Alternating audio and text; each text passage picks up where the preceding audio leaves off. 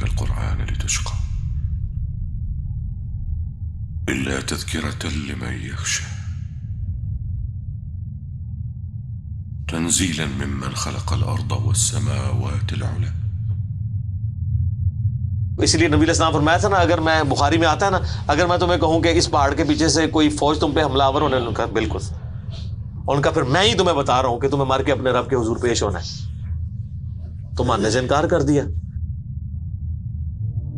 سر توحید ایسی کڑوی چیز ہے نہ ماننے والوں کے لیے، جو مان لے تو اس سے میٹھی چیز ہی کوئی نہیں.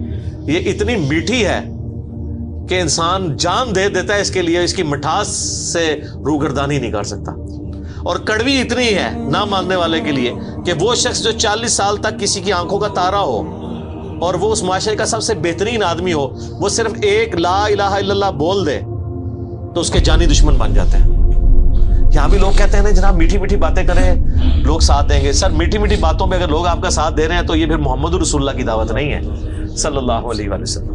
حضرت نوح علیہ السلام کے اجتماع میں 16 لاکھ بندے اکٹھے نہیں ہوتے تھے. اگر آپ کے اجتماع میں اکٹھے ہو رہے ہیں تو سمجھ لیں کہ نوح علیہ السلام والی دعوت نہیں ہے یہ.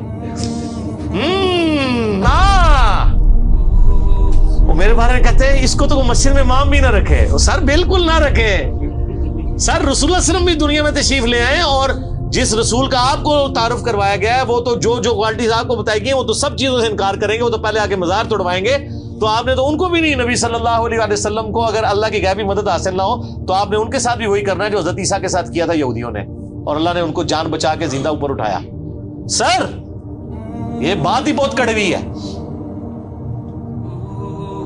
ایسا نہ ہو کہ اس وقت کوئی شخص کہنے لگے کہ ہائے اس کوتاہی پر افسوس ہے جو میں نے اللہ کا حق ماننے میں کی اور میں تو ہنسی ہی کرتا رہا، یا یہ کہنے لگے کہ اگر اللہ مجھ کو ہدایت دیتا تو میں بھی پرہیزگاروں میں ہوتا، یا جب عذاب دیکھ لے تو کہنے لگے کہ اگر مجھے پھر ایک دفعہ دنیا میں جانا ہو تو میں نیکوکاروں میں ہو جاؤں. ارشاد ہوگا کیوں نہیں، میری آیتیں تیرے پاس پہنچ گئی تھی مگر تو نے ان کو جھٹلایا اور شیخی میں آ گیا اور تو کافر بن گیا.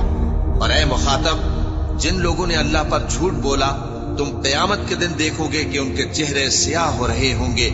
کیا تکبر کرنے والوں کا ٹھکانہ دوزخ میں نہیں ہے؟